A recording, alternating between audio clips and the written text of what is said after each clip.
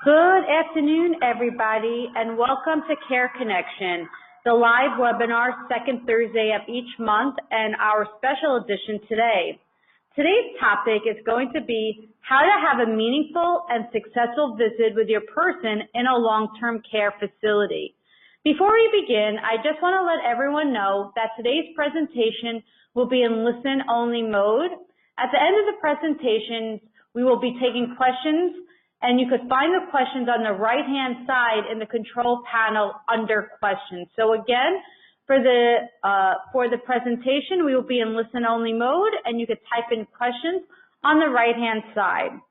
Today's guest is Joanna LaFleur. She has been a recreational therapist and has a recreational therapy degree from Eastern Michigan University. After spending over 10 years working at several nursing homes, assisted living facilities, and home care companies, she felt there was a huge gap in dementia care and what was missing from elder care was a client-focused approach to care from caregivers with training in how to support someone with dementia. That led for her to start an in-home care company in 2013 specializing in dementia, and then opening 2 specialized memory care homes called Memory Lane. Joanna is a passionate advocate for those with dementia and those caring for someone with dementia. Joanna, please begin today's presentation. Thank you, Heather. And thank you so much for being here, and I'm really happy for the opportunity to be here to share some information with you. So I'm going to just jump right into it. So I'm going to talk to you today about 7 tips to have an enjoyable visit with your loved one. Could be a loved one, friend, or even a resident if you're working at a facility, how to make your visits the best they can be. So these are the different 7 things that we're going to talk about, and I'm going to talk in depth about each of the things, and then give you an opportunity at the end to share questions. So definitely keep those questions handy to ask me. So the first tip is acknowledge the grief that both of you feel. Having a loved one or someone in your life with dementia is a challenging thing, and no one's ever going to say it's not. And you guys are both experiencing a lot of grief. So it's really important that you acknowledge that. It's okay to feel sad because this is a hard thing, and that's something that we even say to our residents a lot here is, I'm really sorry that this is hard. That's a great empathetic phrase to use because it is hard and it can be really challenging. But realize that both of you are experiencing loss. You are experiencing the loss of that person as who they were to you, but they are also experiencing a ton of loss that a lot of times we don't really realize. So some of the things that they are feeling loss about is the loss of physical and mental functioning.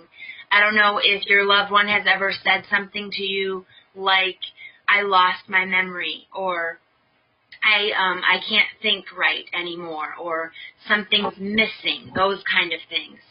And that's really just them understanding that they have lost something, but they can't even determine what it is. That's their mental functioning, cognition level. Also physical functioning, they used to be able to do everything on their own. They used to be independent, and now they're reliant on others for things like using the bathroom and taking a shower, and that is devastating. So that is a big loss that they're experiencing. They're also losing their independence. They used to be, again, doing things on their own, taking care of a household or some profession. We have someone here that worked at NASA, and now he needs assistant showering, so that's a big loss for him. Loss of purpose and meaning. That's something that we see more than anything, I think, is that our residents feel the loss of purpose and meaning. And as they lose their ability to work anymore or do things for themselves, they wonder, like, why am I even here, kind of? What's my purpose anymore? They also lose their things, a lot of things that they had, and obviously the home that they lived in for a long time. So Those are all things. And then they've lost their family and friends. They don't get to see them every day, all day like they used to be able to see. And the relationship becomes more challenging for them. So you want to make sure that you prepare yourself mentally and emotionally for the visit. Realize that, yes, it is difficult for you sometimes to see them like that, but it's also difficult for they're having a hard time too. I talk to my staff a lot about the person with dementia isn't giving you a hard time, they're having a hard time. So really preparing yourself to just be the best you that you can be for the visit, and just realize that it might be challenging, but also that it can be really special and really beautiful. So the other thing is to develop empathy and understanding for where they're at. So once you kind of realize the losses that they're experiencing, you can move into feeling empathy for them. And it moves past some of the sad feelings that you have to really be able to understand where they're at. Talking about the difference between empathy and sympathy, we want to move past sympathy and move into empathy. And I'm going to play this video. It's by Brene Brown. She is a psychologist, and she wrote this, she did this little video that really helps understand the difference between empathy and sympathy and what's the best thing that we can do for our loved ones. So I'm going to play that now. It's not the best quality on this webinar, but hopefully you can still hear it. And I can always give you the link to it at the end if you want to watch it again.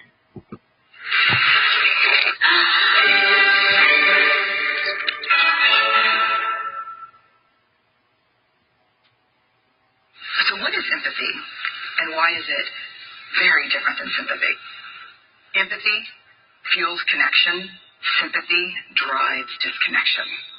Empathy, it's very interesting. Teresa Wiseman is a nursing scholar who studied professions, very diverse professions where empathy is relevant, and came up with 4 qualities of empathy.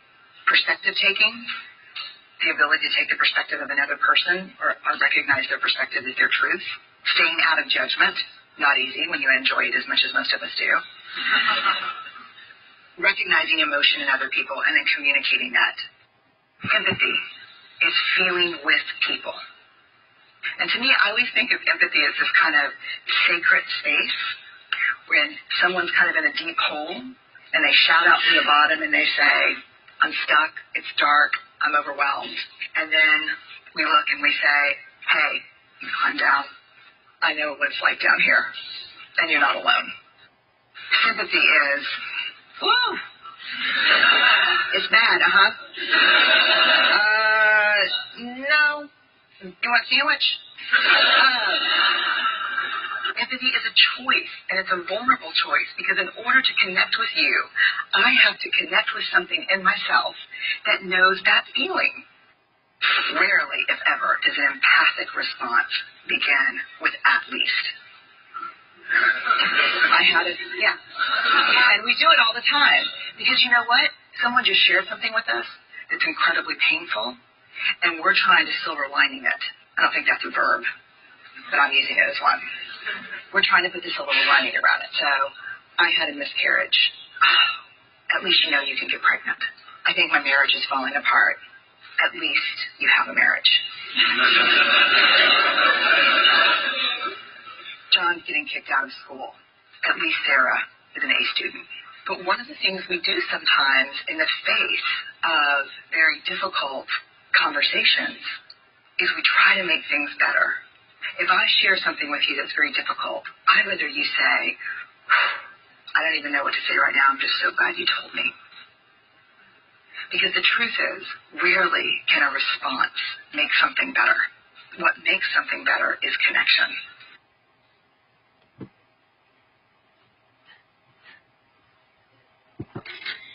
So really, and that is the best thing that you can offer is connection. That's the best thing that you can offer. So moving past the expectation into current reality, one of the things we follow Teepa Snow a lot, and she's an incredible dementia trainer. One of the things that she says is about the person is, I am who I was, but I'm different. Think about what that means for a second. Is that they are that person that you know that they were, but they're just a different version of that person. And so moving past what you want them to be or what you hope them to be and moving into who they are now and finding ways to connect with them now, whether it's a spouse or whether it's a mom or a dad, seeing them still as that person but just a little bit different. And appreciate the time that you have remaining with them and make it positive. A lot of times with dementia, we see that diagnosis and we go, their life is over and everything is going to change and it's going to be horrible and I've lost my loved one now. But the truth is, yes, it is going to be challenging and yes, things are going to change. But the truth is you can have lasting moments of joy, of connection, of peace, all the way through their illness, even until the very end. And if you really look for those moments and seek them out, you will have precious, precious memories. So it's so important to make sure that you appreciate that time and utilize it to the best that you can. Number 3 is starting out the visit positively. It's really important with how you start it. Remember that if you use positive emotions, they will feed off of your energy. I mean, this is really a normal thing that all of us feed off that positive energy. For example, you walk into a room and you've kind of had a rough day, you're a little grumpy, but you see someone that has the most beautiful smile or they're singing or laughing, it immediately makes you happy and you laugh and you feel better. And so using those positive emotions, laughing, smiling, being joyful, those things can really help create a positive moment and beginning of the visit. Reminding them of who you are. If you walk in and you say, Mom, who am I? Who am I? Do you remember me? You're immediately going to remind your mom that she doesn't remember something. And it's going to immediately make her feel bad. So instead of asking, who am I? Remind them who you are. Tell them who you are. Be on their level. It's important that one of the things that we don't realize a lot is that people with dementia have a visual field problem. And so a lot of times they can only see what's really right in front of their face. And so if you walk up behind them, you might kind of scare them. If you stand above them, that makes you seem, like kind of a bossy person. But if you connect on their level, kneel to their level, sit next to them, and be right in front of their face so that they can see you, then you can start connecting with them. They can see you, and they can remember you. And use personal touch. We always encourage a handhold, a gentle touch on the arm or the shoulder, or a hug, really to whatever that person is comfortable with, but that creates connection. And I always encourage bring them their favorite drink or snack or a picture of something that a memory that you have. That's always a really great idea. It's something that is like you're happy to see someone because, they thought of me kind of thing. So here's an example of what I would do if I was visiting my mom. I would smile, I would walk over, I would kneel to them or sit in a chair, and I would look in their eyes and say, Mom, it's Joanna. I'm so happy to see you today. I love your pink shirt, and I brought you your favorite donut. So you're complimenting them, you're giving them something special, you're reminding them who you are, and you're creating a beginning to a positive visit here. Number 4 is use phrases that promote connection instead of frustration or confusion. I kind of talked about this a little bit on tip 3, but don't use phrases like remember when. That only sets them up for failure. Remember that you need to be their memory now.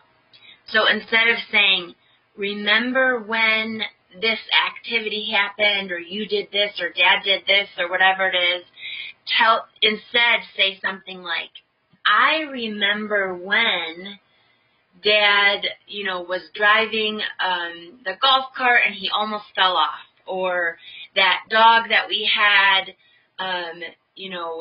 was so silly and he would run all over and chase his tail. Whatever it is instead of saying remember when, use I remember when.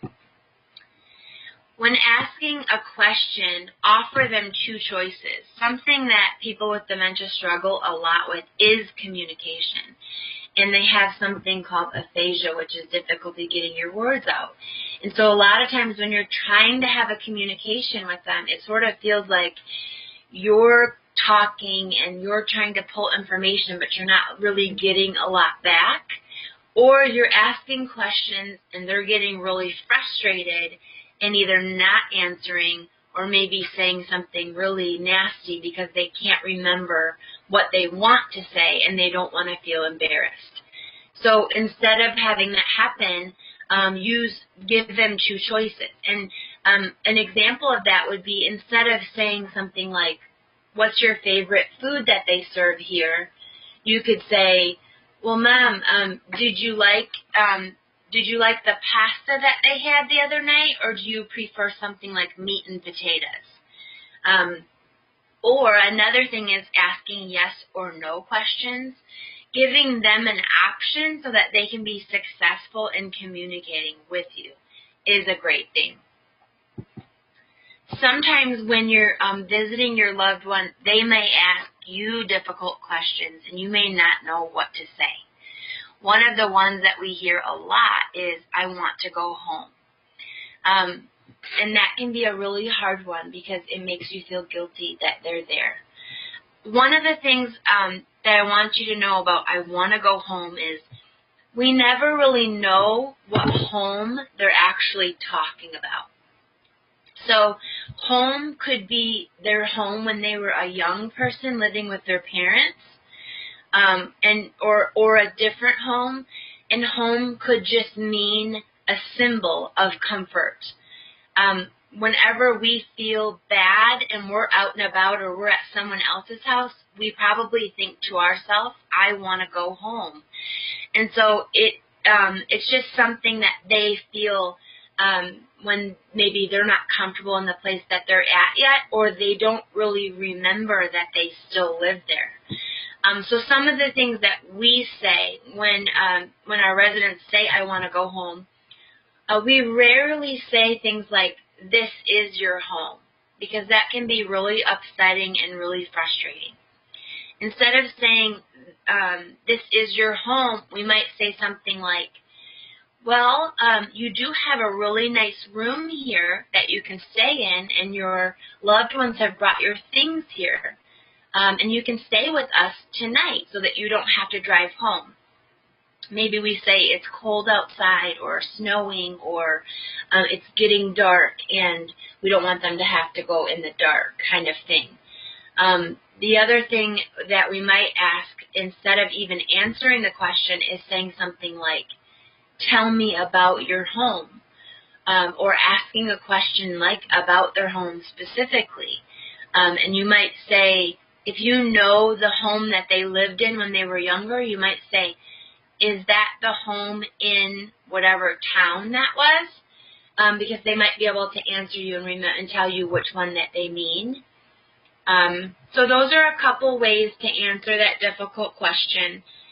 If they're early on in the illness and they do actually mean they want to go back to their apartment or wherever they were from, just simply saying to them, Mom, I'm really sorry. This is just going to be a place for a little while, or, a while until you heal or until you feel better or until you're safe or whatever. Trying to just kind of address the issue and then redirect so that it's not something that you talk about the entire time. Another thing that sometimes people with dementia ask for is like their mother or father or spouse, and that person may have passed away. So one of the things we never do, we try not to, is when they ask us a question, we try not to argue with them. So we wouldn't say to them, well, your mother and father died, 50 years ago, 20 years ago, or whatever, or your husband did, because that's having them relive that tragedy over and over again. But saying something like, again, if you use that phrase, tell me about your mother, I bet she was a wonderful lady, if you remember a memory about the mother, father, spouse, tell them a memory that you remember about them. And then we use those little white lies and say something like, they're still at work, it's only 2 o'clock right now, and they can come after, or something like that, and then kind of try to redirect, which I'm going to talk about later. The other thing you might hear is them saying, they're hurting me, they're stealing from me, they're keeping me in prison here. With that, you always do want to investigate things that your loved one says. Sometimes they're going to say real off-the-wall things that probably aren't happening. But if they are saying something, you might want to talk with someone and do a little investigation of yourself to make sure that nothing's happening there.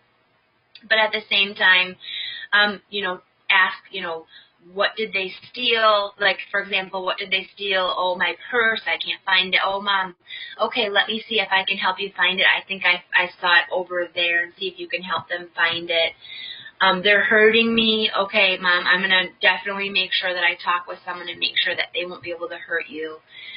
They're keeping me in prison. A lot of times that just means that they're in their room or in a building and they're tired of being locked up. They want to get out somewhere. And so, well, Mom, let's go out for lunch, or Mom, let's take a walk so we can get out of here.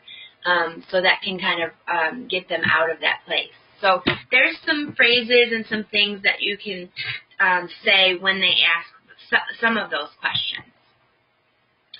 Using redirection techniques. And this is really going to be key to help you have a good visit with your loved one. First of all, realize that redirection is an art. That's what I call it. I kind of coined the term. And I feel like redirection is really an art because it's not what you would normally do or normally say. Typically, the normal response that you would say to other people is going to be the opposite of what you're going to say with someone with dementia. For example, if you have a friend that's wondering where their mother is and you know that their mother passed away, they don't have dementia, you're going to talk with them about, remember, your mom isn't living anymore. But for someone with dementia, that's the opposite thing of what you should do. So what we try to do is realize and know what each one of our residents' needs are and their difficulties are, and then we know how to respond. So if you have a couple of different things that you can say, so if one thing doesn't work, you can try the next, and if that thing doesn't work, you can try the next, then you're going to be prepared for those questions. The next thing is you want to try to fix the problem. So if you just simply redirect them to something else and ignore the question or the concern, it's not going to work. Because if you just simply say, they're trying to find, or they think someone stole from them, and you're like, okay, Mom, but let's go play bingo, then they're going to be like, no, they stole from me. I need to find this. Because to them, that's a real problem, and it needs to be fixed first. So trying to address whatever the problem is and then redirect it. And a couple of things you can do to redirect would be engaging them in a therapeutic activity, which I'm going to talk a little bit about more on the next slide. Also offering their favorite food or beverage, something that you either brought for them or going down and getting a cookie or a coffee or something for them to kind of redirect their attention. Asking for help with a project. Even if, you bring something. We have family members that sometimes will bring like Christmas cards in and have their loved one write them out.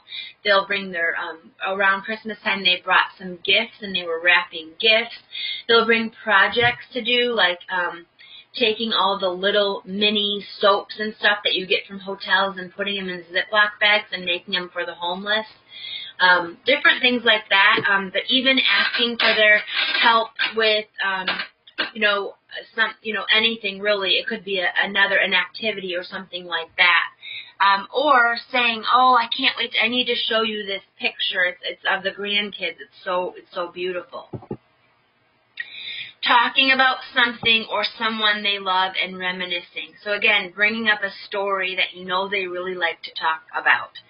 We had a resident she told us this story about her sister, how her and her sister were sitting on the piano bench and playing the piano, but her sister ended up pushing her off and she broke her arm. And she just, for some reason, she really liked talking about that story. So when she would become agitated, we would remind her the story by saying, didn't your sister once break your arm by pushing you off a piano bench or something like that? And then she would get into telling that story. I would do that with my grandma who had Alzheimer's. We used to go stay with her every summer, and there was things that she did every summer for us, like make us smoky links and give us this little table to sit on. And she had told us a funny story one time of her giving us strawberries and me and my sister dividing them up, and my sister giving herself a big one and then me a little one and herself a big one and me a little one, and me not saying anything until the end and then biting my sister, so she didn't know what to do, so she bit her back. And we always thought that was such a funny story. So every time I would visit my grandma, I would say, oh, Grandma, I remember this story, and she always thought it was so funny. Another great way to redirect is moving to a different area or room. So just taking them out of their room, going for a walk, going for a drive, any kind of different place. If they have a courtyard area, going in there. I mean, if it's winter, it's a little bit more challenging, but there's other areas that you can sit, kind of look at the window. If they have birds there or fish, maybe sitting in front of there. So something else to kind of redirect towards it. I have one more video, and it's a video, again, of how to redirect with an activity. It's showing one lady that does it the wrong way and gets in a fight with the gentleman, and another lady that does it correctly, and it works out much better. Is my wife coming to see me today? No, Mr. Jones.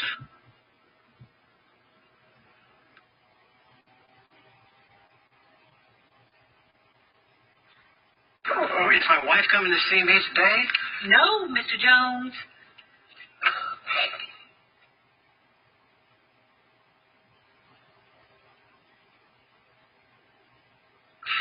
Is my wife coming to see me today? No, Mr. Jones.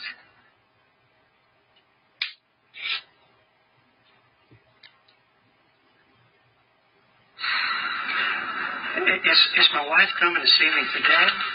Listen, Mr. Jones, I've told you 3 times already your wife is not coming to see you today. You know, we've been married over 50 years, and I still remember that wedding. Oh, she was so beautiful. I don't understand how you can remember something that happened 50 years ago and not remember what I told you 5 minutes ago. I think you're just being mean. You need to go back to your room and leave me alone now. Is my wife coming to see me today? I'm not sure that she's coming today, but I know she'll be here tomorrow. But while we're waiting, I've got an idea. Why don't we go work on a puzzle? That might be okay. Okay. Why don't you tell me about your wedding again? I bet your wife looked beautiful. Oh, she sure did. Do you know we've been married over 50 years? Really? Wow. So again, pretty obvious, what went wrong there with the first caregiver. But I want you to notice that the second caregiver, before she redirected to a puzzle, she addressed his issue, which was, when is his wife coming to visit? Whether or not his wife is coming to visit the next day or not, she addressed it so he felt better, and then he redirected to something else. So let's talk about engaging engaging them in a therapeutic activity. That was one of the tips I had for redirecting. So what is a therapeutic activity? Sometimes I'm a recreational therapist, and a lot of times people go, well, what is that? I've never heard it.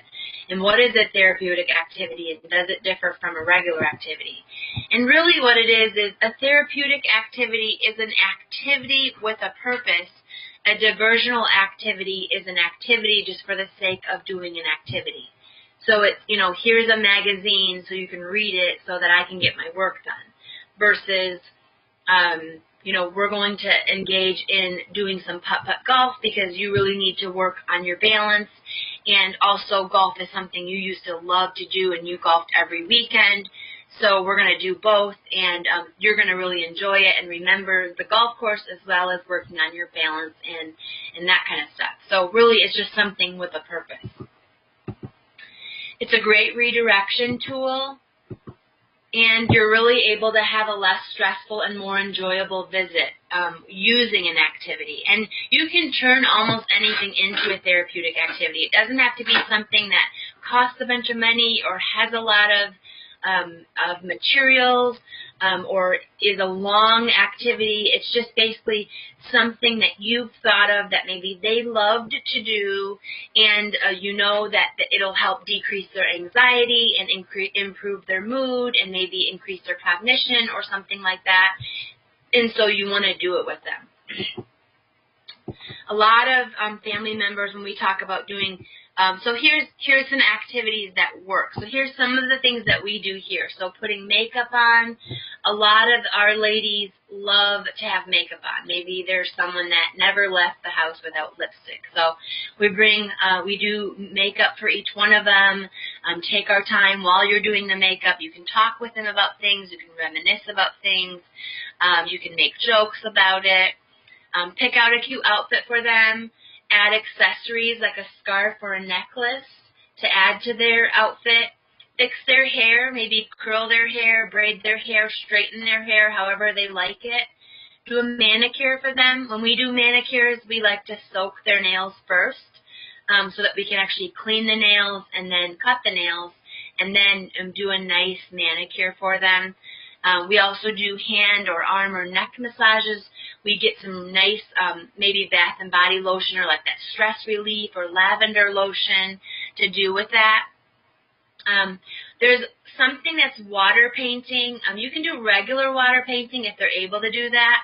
But if they have more of a difficult time doing it, there is something that you can order on Amazon where it's a piece of paper, and when you paint water on it, an image appears. And so they don't have to think about what they're trying to paint or painting a picture like that. And that can be great. Also, if you bring just a real easy book or just like a shape, like a heart that they can paint inside the heart. Adult coloring books are really good, although sometimes there's too many lines and they're too intricate these days. So even, again, just like printing off a shape of something or an outline of something. Listening to music is always great. If you know the type of music that they used to love, put on Pandora or YouTube on your phone and listen to some music. And I'm going to go over to the right side because one of the things that we do when we do listen to music is say something's playing by Frank Sinatra. We'll look him up, just like Google him and find a fun fact about his life. Like, hey, did you know his nickname was Old Blue Eyes? And see if they'll remember that fun fact. And so it's just kind of getting them to talk about them too, or, singing with them while you're listening to music. Reading poetry or reading like a one-liner or short story book. That it's hard for them to read like a long chapter book, but reading like Chicken Soup for the Soul books or poetry books, or if they're spiritual, doing a devotional book. Those are all really great. And then picture books. We have, Ann Getty's picture books. There's if you have someone that really is into planes or cars, there's pictures of those. We even look at cookbooks and just look at the ingredients and then look at the pictures of the stuff. And then looking at photo albums Photo albums are wonderful to have wherever your loved one is because it's a great opportunity for you to connect with them, but it's also a great opportunity for your staff to connect with them.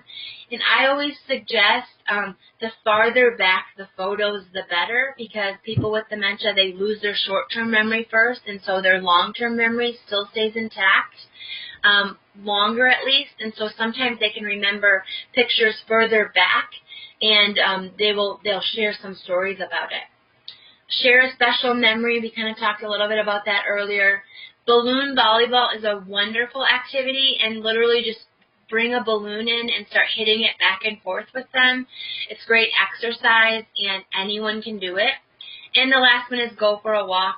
Again, I kind of talked about that earlier, but just kind of getting out of their room, walking around a little bit, or taking them for a stroll in their wheelchair if they're wheelchair bound. So sometimes we have families that go, well, I mean, those things are all great, but I mean, my loved one won't do any of those things. All they want to do is just sleep, or, you know, they don't really talk a lot when I visit. And so I always like to give you a couple of tips and ideas of how to engage them in the activities. So first of all is I would really encourage you to not limit their abilities. Just because, you know, they have dementia now doesn't mean they can't still do the things that they love. You will really be surprised at how much they can do if you allow them to. For example, music. People, even with almost no verbal skills, can still sing songs. So singing songs with them will almost always work. But like my families will say, well, they used to do word games, but they can't do them anymore. Well, they can't do maybe an entire word puzzle or word search puzzle, but they might be able to find one word or one line on a crossword puzzle if you ask them for help and break it down for them. I love this quote here by George Bernard Shaw, something we say all the time, which is we don't stop playing because we grow old because we stop playing, and I really do believe that. So minimize the number of steps in the activity. For example, we do the match game with our residents, but they can't remember if the matches are flipped upside down. They won't be able to remember where the match is, and so we flip it back right side up, and then they can just match them that way. So you can minimize the number of steps or adjust how you're doing the activity, just modify it so that they can still do it. And remember using those closed-ended questions by asking them things but giving them choices. And make it a sitting activity versus standing. They don't have to be standing for things like golf, bowling, balloon volleyball, games. I mean, all of that stuff can be done sitting. So if they don't have the ability to stand for long periods of time, you can do it while you're sitting.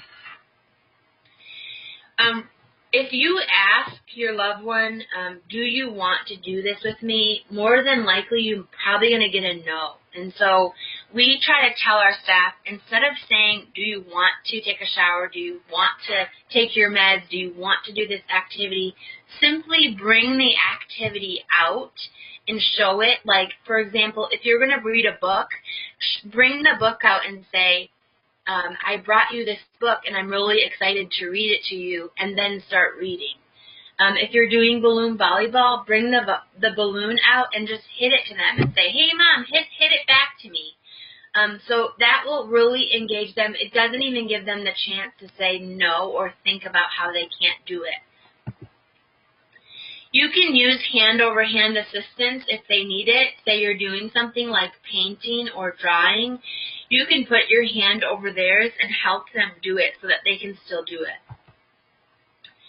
And the last tip is if you do short spurts of activities, like, for example, 15 minutes on, rest, 15 minutes again, a lot of times that's all that they can do. They have a short attention span, so even doing something just for a short period of time and then changing it up will work. So maybe have a couple of different options that you bring in, that if something's not working well or if they get tired of it, you can bring something else out. The last thing is just ending the visit in a way that's best for them. So you really want to think about how are they going to be able to have a good rest of their day when you leave. Sometimes having you leave is very traumatic for them, just as it is probably for you. So sometimes actually saying goodbye to them can make the whole situation worse. So really it's dependent on the person. But oftentimes when I leave my residents for the day here, I don't tell them goodbye. I just say, I'll see you soon, or I might say, like, I have to run an errand and I'll be back, so that it's not upsetting for them. And then the other thing is connect with them with something. If it is okay for you to say goodbye for them, if that works for you, connect something of the reason that you're leaving with something that they would understand. Like, I have to go pick the kids up from school, or I have to get some milk. Or my staff, a lot of them are in school, so they'll say, well, I have a class I have to get to. And so our residents understand that they have to go because they have that specific thing. They connect that with it, and it doesn't make shift change so difficult here. Another thing that's important is give them something or someone else to redirect their attention to. So, bring them out to an open area and say, this is your aide, so-and-so, and she's going to be with you the rest of the night kind of thing. Or, if there looks like they're playing bingo, let's go see if we can get in on the game. And like another example would be saying something like, I enjoyed spending time with you, I love you. Let's go get ready for dinner. I hear they're having beef stroganoff. That sounds delicious.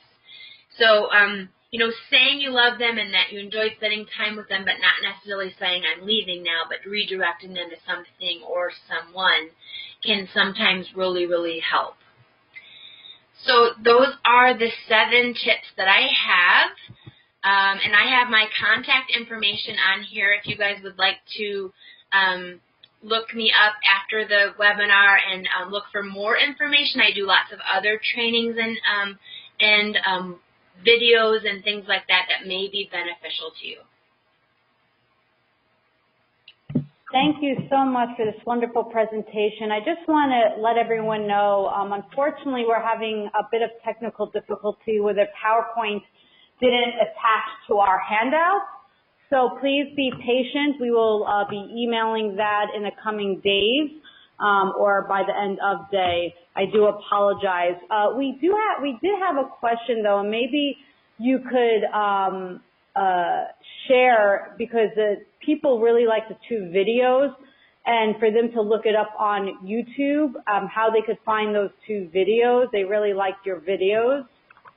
That's the first question. The Brene Brown video, if you just go to YouTube and type in Brene Brown, Empathy versus Sympathy, it'll come up. The other video I actually found a long time ago. So maybe if you want to send me an email, I can actually just send you that video, or because I have it saved on my computer, I don't have the link to it from YouTube anymore, but that is where it's from. Okay, thank you. So now we're going to start the questions. Are the adult water paintings reusable? They are reusable. Yep, you can continue to use them. Once they dry, they turn clear again, and so you can use them again. Thank you. Another question. I intend to put a few of the things mentioned to use when I visit my family members next time. I will update you on how it worked. We have a listener who's going to update us on some of your great suggestions, so thank you for that. Another one, would you spell the Brene Brown video? The person would like you to spell it out for them. So Brene is spelled B-R-E-N-E, and then Brown, B-R-O-W-N, and then it's empathy, E-M-P-A-T-H-Y. So if you even just put that in, it's going to come up. Thank you. Again, we're going to be taking questions or comments or anything else as listeners you'd want to share that has worked for you. But for all who are still on the line, I do want to apologize for the technical difficulty, but we will be getting the PowerPoint because I know it's such a great one. And so let's just wait to see if we have any other questions coming in.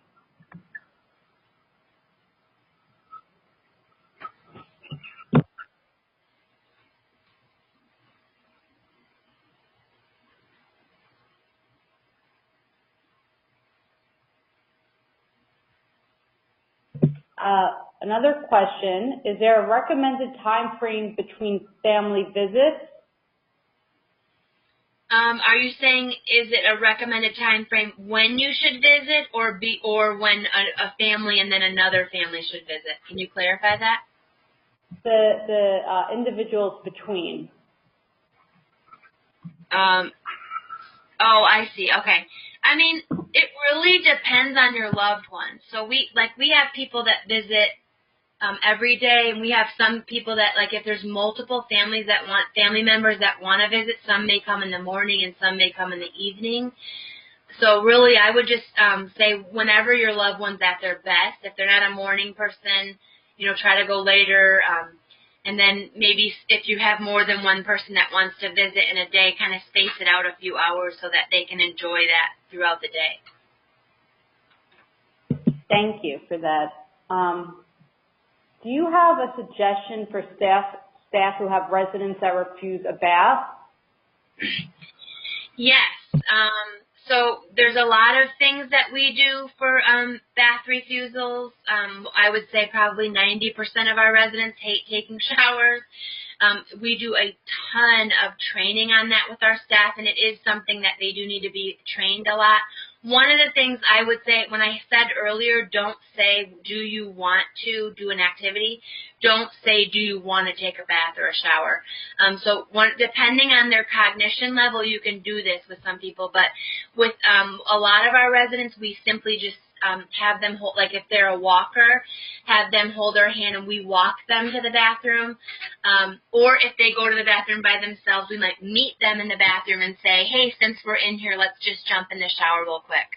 And then we don't wait till they tell us yes or no. We just turn the shower on and get it going. Another thing that we use is music in the bathroom. So we'll bring our phone in and play whatever kind of music they like. We have one resident that really likes R&B music, so we'll play, bring the Temptations in there and start dancing with her in there and like getting her smiley and happy. We had a resident who started, would get agitated in the bath and start hitting, and so I would sing "You Are My Sunshine" to him. Try to make it, like, take away things that make it so they don't want to take a bath. One of the things is that they get cold, so warming a towel in the dryer can keep them warm. Make sure you keep them nice and warm right until you go into the shower type thing. And I actually have on my website, on my blog, there's a blog on my website, I have a whole article that I wrote about that. Thank you. Another question is, what if my loved one won't go back into the community after going out for a walk? That can be challenging for sure, but I would say try to find something that they want in the community. So or you could say, oh, Mom, I left my purse. I have to go get my purse. Come up with something where you have to go back in. So saying you left your purse, or you have a meeting with someone there, or something that they really like there, or maybe a friend that that they have there. See if you can connect them with a friend that would come out and get them. Those are some tips I would use. Thank you. Another question is, how would you recommend I get a family member to listen to your presentation? Well, I think it's gonna be taped, so I would just maybe say, I listened to this really great webinar, and I found it really helpful, and it has some ideas of making visits really special with your loved one. I think maybe you should listen to it. Thank you. Concerning addressing before redirection, if the person asks, when will I see my wife, would addressing include an answer like, I don't know when she will be here? Then redirecting, I have a mental block, I'm making things up in the white lie category. So that's why I was saying redirection is an art. Have something prepared before you go in. So that's not really answering their question. I don't know. Maybe just say they'll be here tomorrow, and then, they won't remember tomorrow. So say, they're coming tomorrow and I'm here today, and then redirect. Or you might make a joke about it and say something like, they're coming tomorrow, but I'm here now. What am I, sliced bread? Thank you. Are there recommended activities which are better for one-to-one as opposed to group activity? So I think the person's asking what's better for one-to-one and what's better for group. Most of the ones that I put on are one-to-one activities. Things like, definitely something like a manicure, facial, massage, or walking, a lot of those things are all really good for one-on-one. Makeup, but doing something like, if you're doing a game, balloon volleyball, music, those are better, I would say. They could be done either way. Another one is any suggestions to gauge someone who is nonverbal to encourage them to express themselves? I would say you be as expressive as you can. You be, upbeat, use smiles, be close with them, that kind of stuff, and then just watch for any kind of sign that they might be giving you. We have a couple more minutes, so I encourage anyone, if they have any further questions or anything that they'd like to share that works with their family or friends, please do so. Do you have any book recommendations for activities? No, I don't have any book recommendations right now.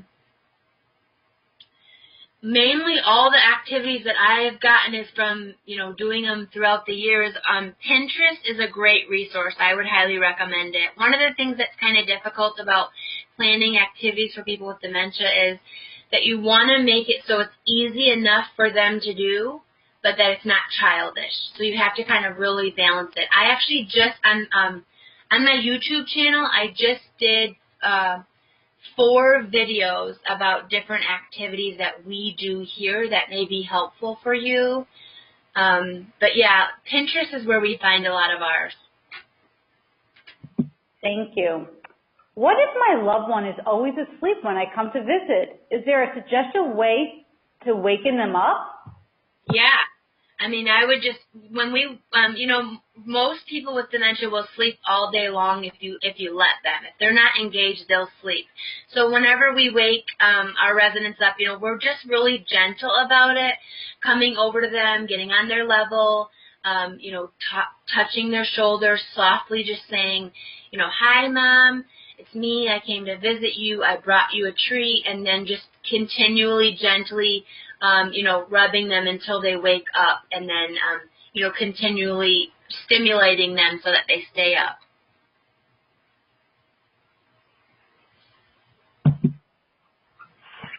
Thank you. I want to just let, again, everyone know that unfortunately there was a technical difficulty, and so we'll be sending the PowerPoint in the coming days. We do apologize. Technology could be great, and then sometimes technology could fail us when we need it the most. So again, I apologize, but we'll be sending that out. We do have a couple more minutes for any other questions or comments. I have another question. What is it, in terms of a holiday, some people tell me that all my family shouldn't visit at once, rather we should take shifts. What do you think about that? I agree with that. It's very overwhelming for a resident when their whole family comes. So, I mean, occasionally we will have that where we'll allow families to come and do their own, like, birthday party or something like that. But really, for your loved one, it's probably best if people do come in shifts, because they're not used to having that many people around them, and they can get overstimulated pretty easily, and the visit can kind of not go well. So, yeah, I would definitely recommend that. Thank you. I want to let you know, throughout this, people have been letting me know, and I'm going to let you know how much this presentation meant to them. We just had such a fantastic comment. Someone had just put their mother in a memory care last weekend, and the presentation for her has been fantastic. For other caregivers or direct care partners, that it has been a great learning tool. So I want to let you know, Joanna, that you today provided a great amount of information that will be utilized upon visits with their family and friends. Joanna, we have a couple questions, though. They want to know your YouTube account name so they could find you. Yeah. You know, I think if you just typed in under YouTube, let me see if I can find it real quick. But yeah, it is under memory lane. So if you go to YouTube and try to type in memory lane, I think you'll be able to find the video. But let me see if I can. Let's see.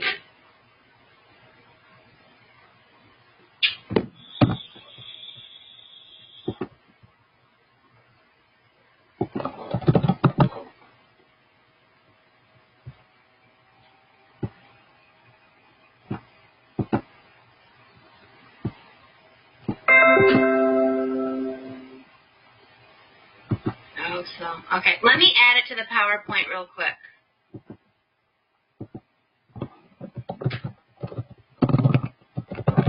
That PowerPoint, though, is on your screen, so I'm not gonna be able to give that out. So just, maybe just tell the individuals how to get to your YouTube channel. If you put in YouTube, if they put in your name, your YouTube channel will pop up. I think if you go to YouTube and put memory lane in, let me try that.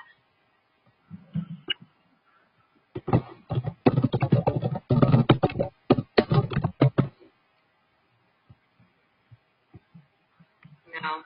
How about if you guys send me an email if you want it, and then I will also on our Facebook page, all the videos are on there too.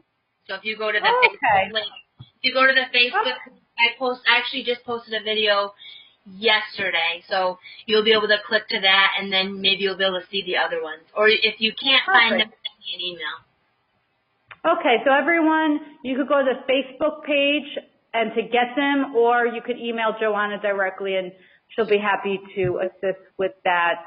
We're winding down today's presentation. I want to thank everybody for coming. I especially want to thank you, Joanna. I learned some new information today. Everyone seemed to be really happy with the information, and I think we know that this is really important in terms of visiting our person. So, Joanna, I can't thank you enough for volunteering your time and expertise today. And I want to, again, thank everyone for taking time out of their day to learn something and hopefully bringing it forth to those who you care for. I want to welcome everyone back to next month's presentation, and I hope everyone has a good rest of the day. Thank you. Thank you, everyone. Goodbye.